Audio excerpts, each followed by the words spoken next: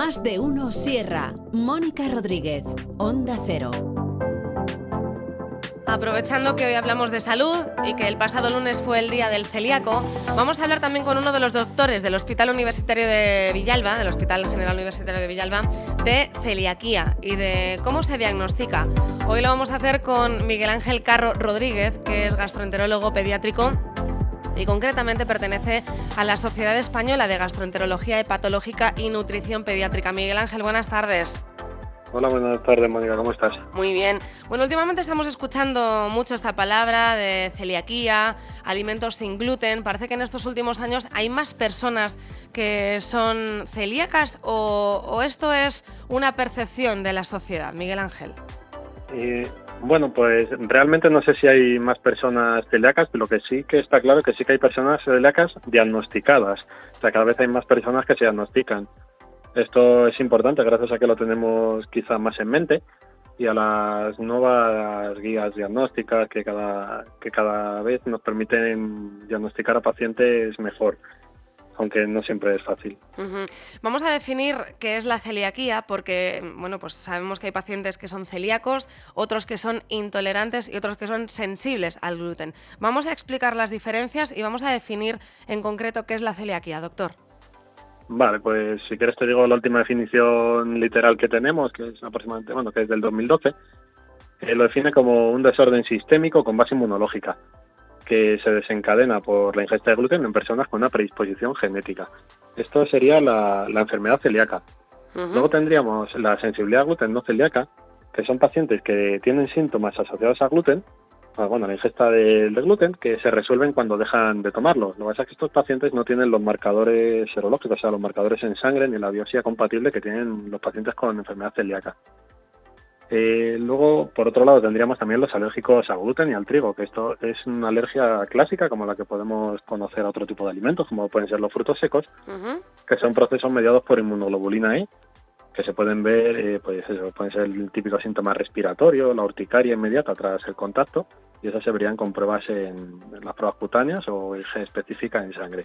Esos serían varios espectros que podríamos hablar de problemas asociados al consumo de trigo y gluten. También tenemos otro espectro, que son, por ejemplo, el colon irritable, que puede tener problemas con la ingesta del trigo asociado a los FODMAP, a los fructanos o los almidones del trigo. Entonces eran todos los aspectos que podrían estar relacionados con la ingesta de trigo y gluten. Este daño, efectivamente, como menciona el doctor, es una reacción a la ingestión del gluten, una sustancia que se encuentra en el trigo, la cebada, el centeno y posiblemente también en la avena, ¿no? Sí, a día de hoy se recomienda la exclusión de todos estos cereales. Y el proceso por el que se produce es por una respuesta inmune a una fracción proteica del trigo, en este caso sería la gliadina, una prolamina. En respuesta a este contacto se generan unos anticuerpos que son los responsables del daño intestinal. Luego hay varios tipos, ¿no? Hay distintas formas de presentación clínica de celiaquía. Sí, tenemos las formas más clásicas, que son las que solemos ver los pediatras, que son los niños típicos con diarrea, distensión abdominal, fallo de Medro. Luego hay unas formas que son más atípicas, que incluso asintomáticas, que podemos diagnosticarlo sin clínica, gracias a que cada vez lo tenemos más en mente en sujetos clínicamente predispuestos, como puede ser pacientes con déficit de inmunoglobulina A, pacientes con síndrome de Down. Y este es el tipo de pacientes que cada vez estamos diagnosticando más. Por esto quizá la prevalencia nos dé la impresión de que cada vez sea mayor, porque lo tenemos más en mente y cada vez en pacientes que sabemos que tienen riesgo de enfermedad celíaca. El doctor Miguel Ángel es pediatra. Le voy a hacer una pregunta que, pues seguramente muchos se hacen. ¿La celiaquía empieza desde niños? ¿Cuál es el diagnóstico? La celiaquía, que empiece desde niños no es necesariamente. Son sujetos que tienen una predisposición genética en los que por algún motivo empiezan a desarrollar estos anticuerpos que producen su daño intestinal. No se sabe bien qué factores ambientales son los que causan esto. Sí que se ha propuesto el papel de múltiples virus. Y una vez que producen los anticuerpos es cuando ya podemos diagnosticarlos. por ejemplo, en niños lo más frecuente es que nos lleguen o por ser familiares de algún paciente con enfermedad celíaca, o bien por síntomas típicos de dolor abdominal, diarrea o fallo de medro. A estos pacientes lo primero que les haremos será un análisis de sangre, que veremos diversos anticuerpos. Lo más importante son los antitraglutaminasa, pero también tenemos los antiendomicio. Hoy en día los niños, una buena parte se libran de la biopsia intestinal, de la endoscopia, por los últimos criterios de 2020, bueno, de 2012 muchos ya no se les hace biopsia, y simplemente cumpliendo ciertos criterios podrían ser diagnosticados de celiaquía. Así que estos patrones cambian un poco, de patrones de diagnóstico cambian un poco en adultos, donde sí que se hacen biopsias. Cada vez hay más niños, doctor, que son celíacos, y muchos dirán o se preguntarán, es que lo que decíamos antes no pasaba, o antes no había, quizá no se diagnosticaba, pero puede ser por los alimentos procesados, por la vida que llevamos, los factores medioambientales, ¿todo esto influye en que haya más alergias, más intolerancias y más celiaquía también? A ver, sí que hay estudios diversos que dicen que la forma de cultivar el trigo o el tipo de fertilizantes que se utilizan pueden incrementar la cantidad de gliadina en estos alimentos, de prolaminas, vamos. Que esto sea el causante de un incremento del número de celíacos está por determinar si es realmente esa cantidad mayor de gliadina, según la forma de cultivo, pueda generar una mayor respuesta en sujetos celíacos. Yo lo que digo, lo que sí que está claro es que es eso, que yo tengo claro que la mayor prevalencia actualmente de enfermedad celíaca se debe al mayor diagnóstico, a tenerlo más en mente. Lo digo porque muchos oyentes dirán, bueno, yo es que de pequeño, y no sé si concordará conmigo, doctor, también, comíamos palmeras, pues todos estos bollitos, no voy a dar muchas marcas, pero bueno, donuts, Pantera Rosa, todos estos bollitos que comíamos cuando éramos pequeños y cuando estábamos en el colegio, en el instituto, nos lo dan nuestros papás para ir al colegio, los típicos bocadillos. Y antes pues no se escuchaban tanto estas intolerancias, estas alergias, o que las personas eran celíacas o con cierta intolerancia al gluten, ¿no? Sí, claro, sí. Es verdad que un avance ha sido que menos mal que estamos comiendo menos alimentos procesados, que desde el punto de vista de salud lo ideal es no alimentarnos de tanto alimento ultraprocesado. Pero si bien eso, que es que claramente desde 2012 sobre todo, los criterios diagnósticos han evolucionado mucho. Entonces ese es el tema. Cuando nosotros éramos niños, 80, 90, pues obviamente esto no eran los mismos criterios, no estaba tan establecido a qué pacientes hacerles el cribado de enfermedad celíaca, y obviamente tampoco había tanto desarrollo de medios de comunicación, de redes sociales, no había tanta concienciación social, que yo creo que esto es algo que actualmente sucede en todo. La red social da mucha mayor difusión y también es afortunadamente un buen altavoz para este tipo de pacientes.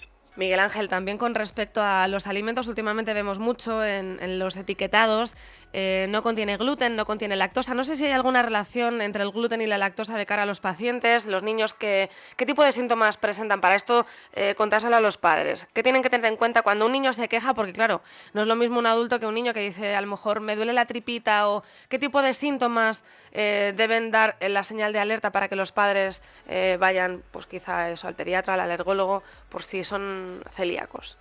Vale, te respondo primero a la segunda pregunta.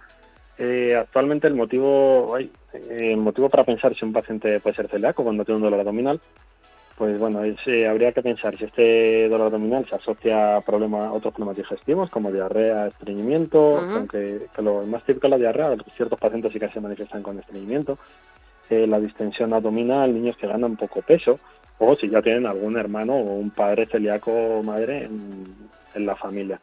En esos casos sí que estaría bien hacer un cribado inicial de enfermedad celíaca en el centro de salud. Por la primera pregunta que me has hecho... Con respecto al etiquetado, sí. Si, por ejemplo, un celíaco o alguien que tiene intolerancia come un alimento que contiene gluten, y si está relacionado con la lactosa, con la intolerancia a la lactosa, que últimamente como que escuchamos no tiene gluten ni lactosa, ¿puede ir relacionado también? Bueno, son dos desórdenes muy, muy frecuentes. O sea, hablamos de que la enfermedad celíaca es en torno al 1-2% de la población, creo que es un número importante, pero es que hasta un 40-60% de población española tiene cierto grado de intolerancia a la lactosa. ¿Tienen relación entre ellos? Bueno, sí, lo primero porque las dos son muy frecuentes, ya que es frecuente que coexistan, Pero lo segundo, la enfermedad celíaca genera un daño intestinal y produce una atrofia de las videoseries intestinales, que es lo que nos ayuda a digerir bien los alimentos, a absorber más, tener más superficie de absorción. En ese borde de la vellosidad se encuentra la lactasa, que es lo primero que pierden los celíacos. Pierden primero el borde de la vellosidad, con lo cual sí que muchos pacientes celíacos en el diagnóstico, debido a su daño intestinal, pueden tener una intolerancia secundaria a la lactosa. De hecho, yo a los pacientes sí que les pregunto qué tal les sienta la leche en el diagnóstico, y a veces sí que se la quito unos meses hasta que se restablece su daño intestinal en caso de que tengan síntomas asociados. O sea que entre ellas sí que pueden estar relacionadas. Puede haber una intolerancia secundaria a la lactosa por el daño intestinal de la propia enfermedad celíaca. Luego, una vez que se restablece ese daño intestinal, si persiste la intolerancia a la lactosa, probablemente tengan también su componente genético de intolerancia a la lactosa, como te he dicho, que es muy frecuente en la población. Uh-huh. ¿Y qué les puede pasar si, por ejemplo, toman alguna traza de gluten o en algún etiquetado que no lo tengan en cuenta o que se lo salten? Pues mira, los pacientes celíacos no tienen por qué tener síntomas inmediatos. Con la ingesta de gluten, la verdad es que bastantes los tienen, que tienen dolores abdominales, diarrea, me dicen, es que ahora lo tomo y sí que me siento pesado. Pero no tienen por qué tener síntomas inmediatos, eso porque es una reacción inmune que es lenta. Tú no tomas gluten que produce el daño intestinal inmediato por esa reacción inmune.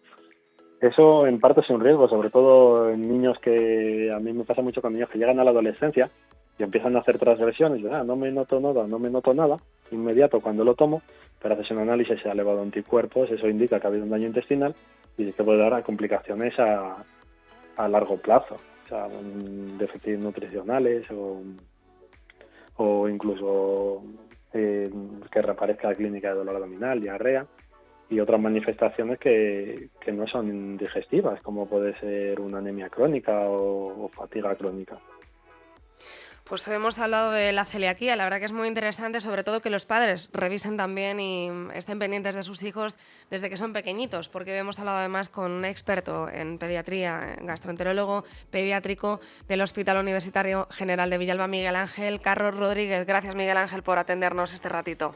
Muchas gracias, Mónica, ha sido un placer. Igualmente, hasta luego. Saludos, hasta luego. Y hablamos también con un vecino del municipio de Collado Villalba que es celíaco. Queríamos también saber la otra parte, cómo lo vive una persona celíaca desde hace poco más de 20 años. Javier Sánchez, buenas tardes. Buenas tardes, Mónica. ¿Has estado escuchando al doctor? Sí, interesante. ¿Cómo te lo diagnosticaron? Porque tú me decías que desde pequeñito tenías problemas con el gluten, ¿no? ¿Cómo fue este proceso? Pues a mí me lo diagnosticaron cuando tenía unos 4 años y fue porque yo tengo una hermana que también es celíaca y mi madre empezó a ver patrones que se parecían mucho a lo que le pasó a mi hermana. Así que en cuanto empezó a notarlos, me llevaron al médico, me hicieron la biopsia y efectivamente salió que yo también era celíaco. ¿Qué síntomas tenías? Pues mi madre lo que notó sobre todo era que yo era un niño gordito y empecé a perder el peso rápidamente. Más allá de dolores, como comentaba el doctor, yo al principio no tenía, simplemente era pérdida de peso. Así que mi madre pues me llevó al médico y así fue como me lo detectaron. ¿Y cómo lo has vivido? Porque claro, desde pequeñito pues supongo que había una diferencia, no podías tomar ciertos alimentos que quizá tus compañeros sí, te tenían que dar ciertos alimentos diferentes, no sé, ¿cómo lo has vivido el hecho? ¿Y eras consciente de pequeñito que tú no podías comer ciertos alimentos o ciertas, en este caso trigo, como hemos mencionado antes, avena y demás? Pues sí que era consciente, pero es verdad que yo no tengo un recuerdo malo sobre no poder comer ciertas cosas. Quizá me hubiera gustado, pero mi madre y mi padre se encargaron de que tuviera conciencia de que eso no era bueno para mí. Y como afortunadamente siempre ha habido alternativas, pues la gente a mi alrededor siempre ha estado muy pendiente, me traía pues cositas dulces sin gluten o cualquier alternativa que yo pudiera comer y de esa manera no me sintiera tan excluido. Claro, tú eres joven y también te has encontrado recientemente con un montón de alternativas, porque ¿cómo lo haces cuando sales fuera? Ahora, por ejemplo, hay un montón de restaurantes en los que en las cartas se especifica sin gluten y hay un montón de posibilidades. Bueno, por suerte o por desgracia, aparte del gran diagnóstico de celíacos que está habiendo, como ha mencionado el doctor, también ha habido una época de moda de la dieta sin gluten y eso pues bueno, nos ha beneficiado a los celíacos porque la mayor parte de restaurantes y sitios de ocio ofrecen una carta sin gluten, así que no es difícil encontrar opciones para comer fuera, por ejemplo.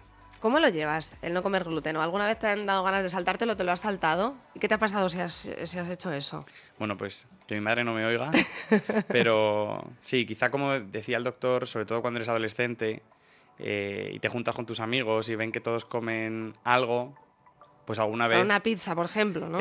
Sí, la verdad que tengo que decir que muy, muy pocas veces, con una mano lo puedo contar, porque yo mismo, como te decía, siempre he sido muy consciente de que eso no me Te has hacía bien. concienciado y Sí. como una persona que sabe que es diabético o que tiene asma o Sí. alergia a otra... Sí, sí, sí. Efectivamente, entonces, bueno, sí que te entran ganas, sobre todo yo soy muy goloso, entonces cuando veo ciertos dulces me apetece, pero enseguida recuerdo que no es por capricho, es por salud. Entonces he sabido controlarme bastante bien siempre. Claro, ¿qué te puede pasar si tomas un exceso de gluten? Decía el doctor que a veces no es un efecto inmediato, que a lo mejor te puedes comer algo con gluten y el efecto no es en el momento. Pues justamente lo que ha contado el doctor, yo cuando quizá he comido algo que no podía, ha sido más veces por error que a propósito. Yo no he notado nada inmediatamente, pero no quiere decir que no me esté afectando. Aparentemente no me pasa nada muy llamativo, quizá sí que me dan un poco de dolores de tripa o más gases, pero ya está, como cuando te sienta algo mal, pero muy poquito, muy leve. En este sentido, tú cuando haces la compra o cuando ves el etiquetado que decíamos, tienes en cuenta siempre todo. No vamos a decir que uno se obsesione, ¿no? Igual que con los que miran las calorías, ahora que estamos hablando también de los azúcares, los alimentos ultraprocesados. ¿Vas mirando el etiquetado? Sí, claro, Sí, ¿no? porque en mi caso no es tanto por obsesión, sino por necesidad. Y es verdad que en mi casa, al ser dos celíacos, todo se come sin gluten, quitando la pasta y el pan para mis padres, todo lo demás mi madre siempre lo ha hecho sin gluten, así que en mi casa es súper normal hacer la compra pendientes de que ponga sin gluten. Yo sé que tú te has empapado bastante y conoces el mundo de la celiaquía, Javier, bastante. Te has informado sobre lo que significa ser celíaco, las intolerancias, todo esto. Además, me lo explicas fuera de antena muy bien. Así es, sí, porque es algo que me afecta y mucha gente no entiende muy bien qué es ser celíaco. Te preguntan, ¿pero esto puedes comerlo? ¿O esto Creen otro que te es sienta mal? una cosa tuya, ¿no? No es para tanto, ¿no? Sí, muchas veces me dicen, bueno, pero porque comas un poquito no pasa nada. No, sí me pasa, no es capricho. O quizá, como preguntabas al doctor, mucha gente mezcla gluten con lactosa o con dulces, como los diabéticos, ¿no? Entonces, siempre me ha interesado mucho saber qué es lo que me pasa a mí, primero por curiosidad propia y segundo para poder explicárselo a aquellos que no lo tienen tan claro. ¿Sabes ya detectar si alguien, por ejemplo, a tu alrededor le sienta mal o le has aconsejado alguna vez? No, esto no lo comas que veo que te sienta un poco mal. A mí no me gusta mucho hacer autodiagnósticos porque, imagínate, a alguien le sienta mal la pasta, quizá lo que le sienta mal es la pasta y no el gluten en general. Yo siempre aconsejo que mejor vayan al médico, que son los profesionales. Pero cuando a alguien quizá le han diagnosticado la celiaquía o esa intolerancia mayor, quiero decir, cuando ya son mayores y les cuesta más cambiar de dieta, sí me gusta estar un poco pendiente sobre, pues esto no lo comas porque te va a sentar mal, o esto evítalo, porque es normal que no estén acostumbrados. Sí me gusta echar una mano, pero en cuanto a diagnósticos, el médico. Bueno, a ti se te ve que lo llevas estupendamente, de ánimo, de todo, en todos los aspectos, Javier. Así que hoy queríamos darle visibilidad también al testimonio de una persona que lo ha vivido desde pequeñito. No sé si nos quieres contar algo más sobre tu experiencia en este mundo de la celiaquía, aprovechando que el pasado lunes fue el Día Mundial del Celíaco. Bueno, pues que estoy muy contento de que cada vez se dé más visibilidad a esta enfermedad, porque no deja de ser una enfermedad. Afortunadamente no es de las peores y sobre todo que bueno, si eres una persona a la que le han diagnosticado celiaquía ya con una edad y has estado acostumbrado a llevar un tipo de dieta y te ves obligado a cambiarla, pues que requerirá un poquito de esfuerzo, pero no es para tanto, porque como decíamos, la mayor parte de restaurantes, de supermercados, ahora están muy concienciados con este tema, así que se lleva una vida totalmente normal, totalmente saludable, así que adelante y a seguir viviendo. Pues gracias, Javier. También voy a puntualizar algo que nos dijo una vez un alergólogo.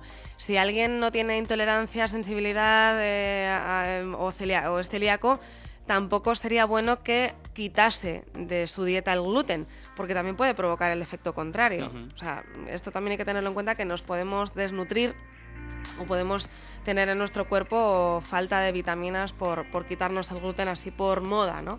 Que a veces también, me voy a quitar el gluten, me voy a quitar la lactosa. Bueno, pues tampoco es algo desdeñable. Javier, gracias por tu experiencia y gracias por venir a contárnoslo aquí a la radio. Gracias a ti, Mónica. Hasta luego.